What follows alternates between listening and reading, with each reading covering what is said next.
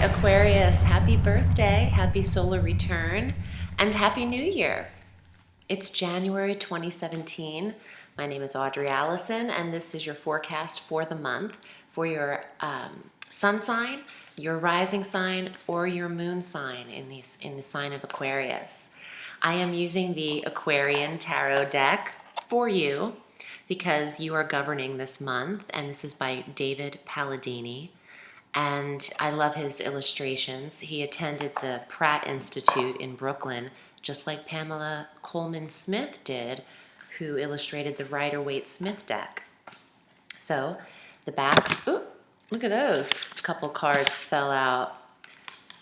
Queen of Coins and the King of Cups. We'll see if they come back out. That was just a little accident, so I'm not going to count that too much. I wasn't in really deep shuffle. I wanted to show you the backs of the cards. Very vintage. I love them. So thank you for joining me, and thank you for subscribing to the channel. Thank you for your donations as well. So let's get to the forecast because it is really all about Aquarius this month, and I'm excited for you. We have a Venus transit on the 3rd of January entering the sign of Pisces. And this works for you because it impacts the money sector. Pisces is the sign right after you, so having Venus, the planet of harmony and balance, in your finance sector, this isn't so bad for Aquarius. I think things are copacetic as far as your earnings go. They should be at the top of the month, even though Mercury's retrograde as we start this month. They should be, your budget and your earnings should be increasing in January. And it might take after Mercury to go direct on the 8th for you to start really seeing the benefits of Venus in the 2nd, but you never know because she could just come in and give you some smoothing over in that 2nd house of even self-confidence, self-value, self-worth. And Aquarian, you might need that right now. You might need to know how much you are worth. And Venus has the ability to smooth over that tone of harshness if you are self-deprecating at all. So on the 4th, a day after, this is when Mercury, still retrograde, goes deeper into the sign of Sagittarius.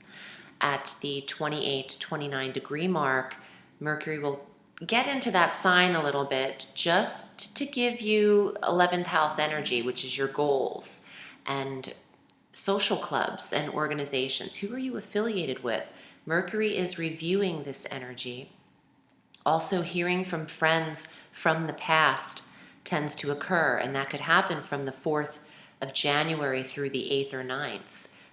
That week in there, lots of communications or nostalgic energy can come through because of the 11th house impacted for Aquarian. And that's the sector you naturally govern on the astrological wheel, the 11th house of the internet. So these people might be hooking up with you on social media, and that's interesting because you might want to check your inboxes. Extra special because Mercury being retrograde could see you missing some messages as well. So make sure you check your junk mail, your outboxes, and all things social media related, message centers. When you're trying to get a message come across in a Mercury retrograde in the 11th house of friends, you might miss one or two of them.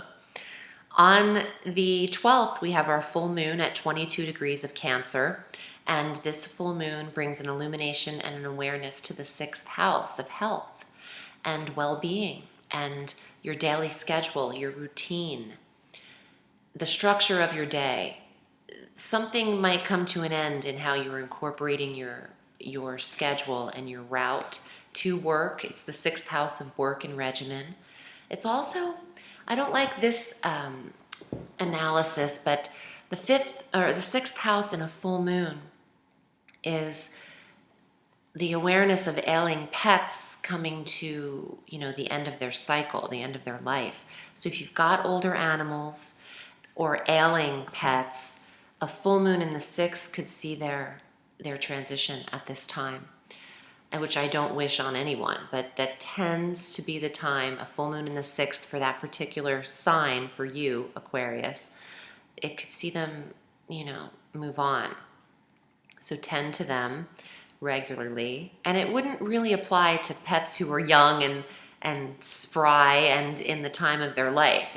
It wouldn't apply. It would just mean if they're older and you're wondering when, a full moon in the sixth is when you can see that occur. We do have an aspect happening through the first half of the month with Jupiter in the sign of Libra in your 9th house, sextiling Saturn in Sagittarius in the 11th house, where that Mercury retrograde energy goes deeper. So Mercury conjunct Saturn, sextiling Jupiter at an exact 22 degrees. That is about restriction and withholding some of your social activities while Saturn has been there for 2 years for you in the 11th, and discerning who is coming along as the friend on the friendship ride, and then Jupiter expanding your belief systems and how you're tallying. They could be working together, and maybe there is a repair in the first week or two, a repair of a foreign friend, someone who lives at a distance, or someone that is of a foreign culture because of the 9th house. It could be also abundance in your goals, expansion of prosperity regarding the goals, the 11th house, or wishes. So it's going to apply differently to all of you. Obviously, there's a lot of you watching the forecast, but that should be interesting. A sextile is a harmonious aspect, so it's not a square. It's conducive to positive filter flow of those two planetary energies into those two sectors of the 9th and the 11th house. On the 19th, we have the Sun entering Aquarius, so happy solar return. And on the 27th is your new moon at 8 degrees of Aquarius. This works for you. And if you really want to manifest some great positive energy for the year, take the new moon on the 27th and make that your day of intention. That can be about anything regarding the first house of self and body. It could also apply to long-range goals. It doesn't have to be in your 11th house, although that helps for goals. But the first house, this is your new moon. And it's the only new moon you'll receive in 2017, Aquarius. So make that your day of intention. We have a Mars transit too in January on the 28th, a day later. Mars enters Aries, and that is your 3rd house of communications. Lots of stimulation and energy are both Mars. Physical activity, passion. In the 3rd house of communication, siblings, writing, publications, local travel, the vehicle. So some of you might be buying new whips at that time. And Mars in the 3rd could also see some aggression with siblings. So watch, and neighbors, neighborhood energy could be a little bit harsh. Watch your tone with Mars in the 3rd house of communication. You might be coming off a little bit more aggressive than you realize. And that can happen because Mars is aggression. Every planet has a great side and a downside, negative and positive qualities and energies. So one of the negative connotations of Mars is road rage, but also harsh speech, especially impacting the 3rd house. So watch that. On February 3rd, I'm getting a little into February because Venus is following Mars and enters Aries as well, the 3rd house on the 3rd of February. So you'll have some harmonious repairing energy if you did speak harshly to anyone while Mars was in the 3rd. Let's get to the tarot. I am anxious to read off of the Aquarian deck. I've been using it a lot, and I love all of my decks. I treasure them, although the alchemical is just something I really resonate with. I can't describe why. I think it's the science and the nature combined. Okay, Aquarius, here are your cards for January 2017. And if you'd like to book with me, I read all through the week. You can find me at audreyalison.com. I have a new readings page on my website with a new reading or two up there. The Lover's Analysis Compatibility Chart reading, which is amazing, I have up there. And also, a lot of people are selecting the hour reading, 60-minute. It's an Astro Tarot combo reading. I will look at your chart for the year ahead and look at some transits that I notice, and your natal chart I'll discuss, and I'll consult the tarot in that session. So if you're interested, please select your desired reading length via the PayPal button, and I will get back to you in an email in a day or two and set that up with you. Okay, Aquarius. All right. Well, this isn't as happy as I was expecting to see right off the bat, but the Eight of Cups, I love the coloring. It's reflective, and it has come up in a few readings because we are at the year of endings. We are recalling the past, and nostalgia doesn't always have a smile next to it. So there could be some sadness about letting things go. See how their back is turned to the cups that are full? And they're looking at the new moon, which is in your sign on the 27th. See the new moon in the top? The crescent.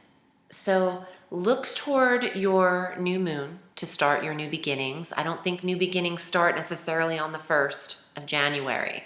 Your new beginnings start on the 27th. Let's see what else comes up. Ooh, okay. Oh, hey, didn't this card fly out? Yes, it was the King of Cups and the Queen of Coins. I'm being reminded. And here she is. Man, if that King of Cups is here, I'm going to get the chills. I kind of had the chills already. Look, you are mastering your environment and your occupation, Aquarius. Go for it. The Queen is all about getting her property in order, but she's about her earnings too. So you have a beautiful coin card. It could also denote an earth sign female that's present in your life, Virgo, Taurus, or Capricorn, the Queen of Pentacles. Let's see what else comes up, though. That was so cool. Eight of Swords. Yeah, some of you, with the Eight of Cups and the Eight of Swords, some of you are feeling restricted. This is Saturn energy as well. What are you bound to? What is enslaving you?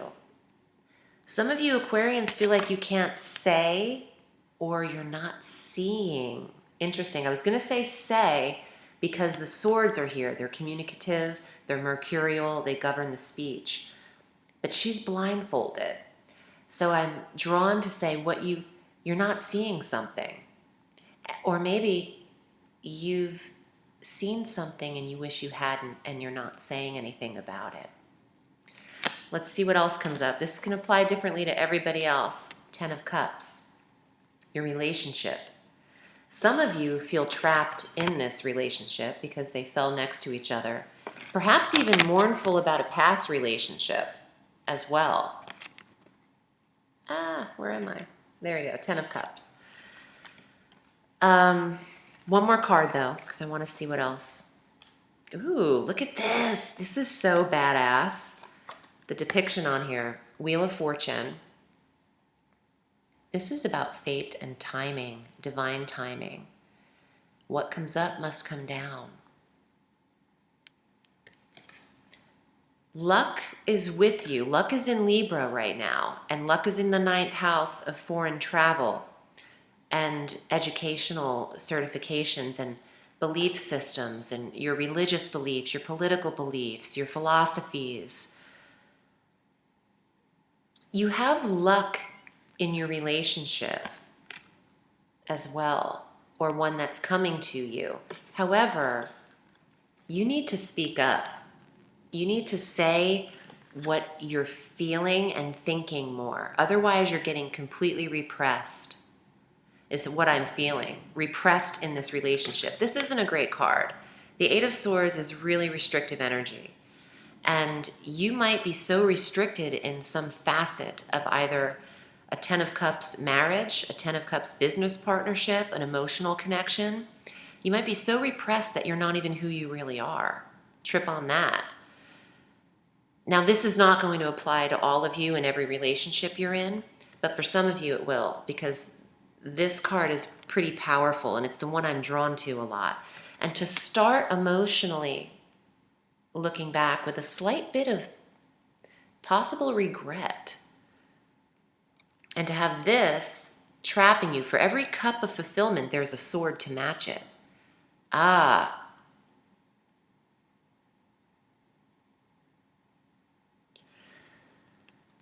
For every emotional problem that you've piled up internally, because these are emotions, talk about every last one of them. And I was getting that you need to speak up too. Speak about all of these emotional issues in your relationship. Luck is with you regarding that. And look, this is amazing for you owning new homes, owning new property, for mastering your skill at work, becoming the professional at what it is you do, your skill set. And for those of you not in relationship, this denotes a connection. And maybe it's when you least expect it, when you're not seeing it, when you're not even outside looking your best. You're not even looking for it. Relationship can come in. Try not to be too sad about what's already passed. And if you really want to go backward to retrieve someone that you've lost, you can reach out. Mercury retrograde is probably having you want to reach out to them. But just know that if it were really meant to be happening, it would be happening.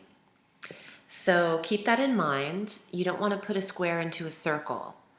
And for those of you Aquarians who are repressed in relationship, you need to start acting more like yourself, is the message. And maybe speak up about all of those cups that are piled up. What don't you like about what your relationship is doing, or something that needs to be said? And it's probably going to be said when Mercury goes direct around the 8th, or maybe around the new moon of your birthday. I'm wishing you a beautiful month. Thanks for listening to the forecast, and for your subscriptions and donations, and for booking with me. I'm wishing you a sweet new year. Aquarius, remember, the sky is limitless, so reach for the stars.